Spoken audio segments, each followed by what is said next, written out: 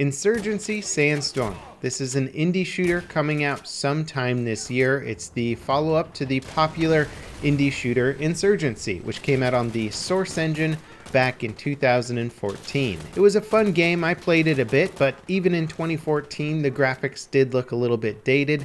This new Insurgency Sandstorm is being completely redone on the Unreal 4 engine, and it looks quite impressive. Now, for those of you who never played the initial Insurgency, it was a cool game because it offered highly realistic combat, but in a more fast-paced environment. It's sort of the in-between of Battlefield and Arma, or Squad and Battlefield, if you will. It's got a more realistic, less arcadey feel to it, but it's got a very, very fast and realistic time to kill damage model. Sometimes a single shot will take you out. And you got to be careful when moving around the city, but at the same time, the maps are not as big as Squad or Arma, so basically you get into the action a bit faster. It's a lot less about setup time and a lot more about the actual action and tactics. And as you can see from the gameplay on screen, the visuals are quite impressive. This is something that you're never really sure what to expect from an indie developer, but this game is shaping up. The particle effects, the explosions, the sound effects and stuff from the trailer are all really impressive, and I think they're going to create a really cool looking and immersive experience. I also really like the way the game handled Magnified Optic rendering. They did sort of a picture-in-picture experience where when you zoom down the sights of a magnified optic, the world around you doesn't zoom in, only the optic, and it creates a much more realistic looking picture. This was one of the few games that actually did this in the time, and the fact that they're bringing this feature back in the Unreal Engine is even more impressive because it is a resource intensive feature to include in a game. So I'm curious to see how it actually plays out, but it looks great in the gameplay footage. Based on the gameplay footage, the world seems to be a bit more interactive this time around. Shooting down the helicopter at the beginning of this trailer is a cool new addition to the game. Watching it crash in the city and explode with rubble flying everywhere, that's very cool, makes the world feel alive.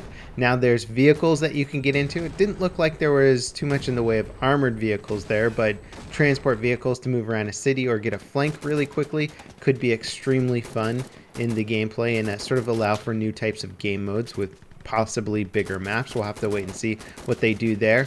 I do know that the devs are putting a much bigger emphasis in map design this time around, so even though we had a bunch of maps in Insurgency, I gotta say they were pretty weak maps in general. Like, the gameplay and the feeling of the game was cool, but the maps I think were one of the weaker points of the original Insurgency. This trailer here is showing off not only highly detailed maps, but maps that look like they've put a bit more emphasis and thought into the corners and the map layout and the progression, you know, because this is a very camp-heavy game. It can be a very camp-heavy game because of the extremely fast time to kill.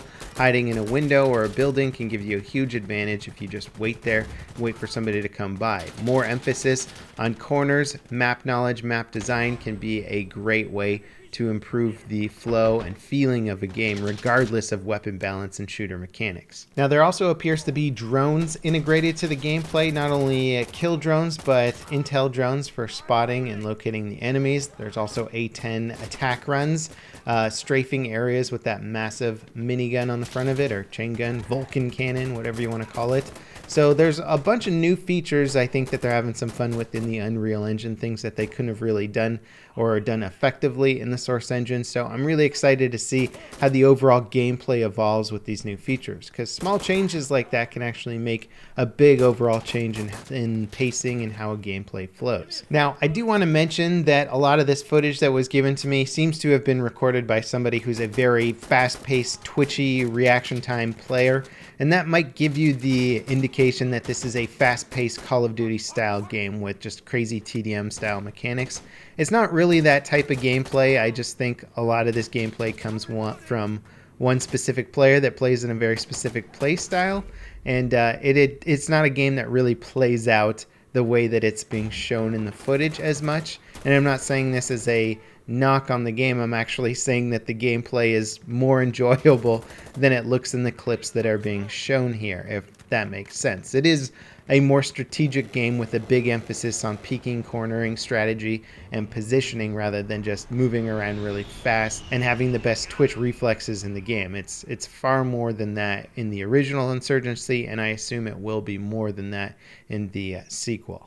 Now this is a cool little clip that shows the tiered reload system and also the fast and slow reload system. This is offering more advanced reload mechanics than most shooters I've ever played. I really like this. So the tiered reload system is kind of what Battlefield has in it right now, where it'll remember the position of your reload. So if I eject a magazine from my weapon and then switch back to a sidearm and then switch back to my weapon, the magazine will still be out of that weapon and I'll continue with the reload process from that same point.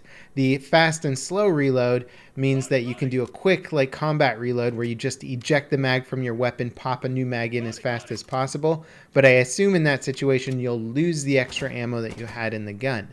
Now if you do a slow reload, you pop the mag out, re-index it in your chest rig, and then pop another mag in, and that way you don't lose the ammo, but it takes longer. So I love that they have both the fast and slow reload mechanics.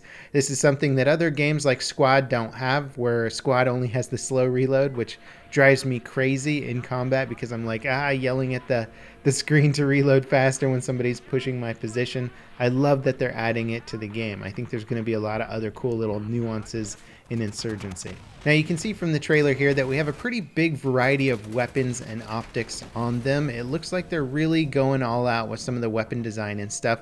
One thing that I'm really excited for that the original Insurgency didn't have, but they added into Day of Infamy, same developers by the way, Day of Infamy added in sort of veteran skins and veteran unlocks. So if you got like 800 kills with a gun in Day of Infamy, you would unlock like a veteran skin for it. If you got 200 headshots with it, you would unlock like a cloth wrap for it. So you could do some really cool things to the weapons and sort of show off like how much you've used a weapon in Day of Infamy, and I'm hoping that comes into Insurgency as well, because I just love the weapon models in this game. The shaders, the look of them, everything looks really spot on. I also really like that the MP7 is featured a lot in these clips because it's just such a cool little weapon, and I can't wait to use it a bit more in game. Now, just like the original game, Insurgency Sandstorm is going to have co-op modes against AI enemies if you want to roam around the city and sort of play some of those interesting objective modes. I was never a huge fan of it, but it's a good way, I suppose, to practice with weapons and learn maps if you're not familiar, as this game can be quite punishing when you're not familiar with the map and somebody knows all the good camp spots. So might be enjoyable to play against AI for a little bit just to get the hang of things. I'm very curious to see if they start adding in some new exciting game modes to Sandstorm. I could see a payload game mode being pretty fun, having to like cover a vehicle as it moves through some of the streets of an urban city, one team having to protect it, the other team having to assault it. That could be kind of an interesting way to spice things up a bit. It is the Unreal 4 engine, which is what PUBG and Fortnite are built on, so it definitely has the capability of going larger with the maps and doing something a bit bigger, crazier, potentially Battle Royale format. I don't know, everybody freaks out when I suggest the Battle Royale format, but I think it'd be fun for most developers to sort of experiment with that format a bit in their game and see if it works out. So there's a lot of potential here to see what they're going to do with the second iteration, and I don't think the devs are trying to just simply recreate the original Insurgency, but rather evolve the genre and make it appeal to hopefully a larger demographic this time around. As much fun as I had with the original Insurgency, it didn't capture my attention for that long. The gameplay was fairly simplistic, so if it does evolve a little bit in that sense, I could see myself putting significantly more hours into this game once it's released. Anyway, we don't exactly know what the official release date's going to be for Insurgency. Sometime in 2018. It did have a single player announced with it when it was first announced. Unfortunately, that single player was canceled. It had a cool concept behind it, but I think doing a high quality single player campaign for indie devs is incredibly difficult. So I don't blame them for canceling the single player. If it wasn't turning out to their quality standards, then I would say it's probably better to just cancel it and let the game sort of focus on what it does best, which is the realistic but also highly accessible multiplayer combat. As always, guys, thanks for watching. Let me know what you think of the new Insurgency Sandstorm footage. Are you excited to play this game? And I'll see you next time. This is Level Cap, signing off.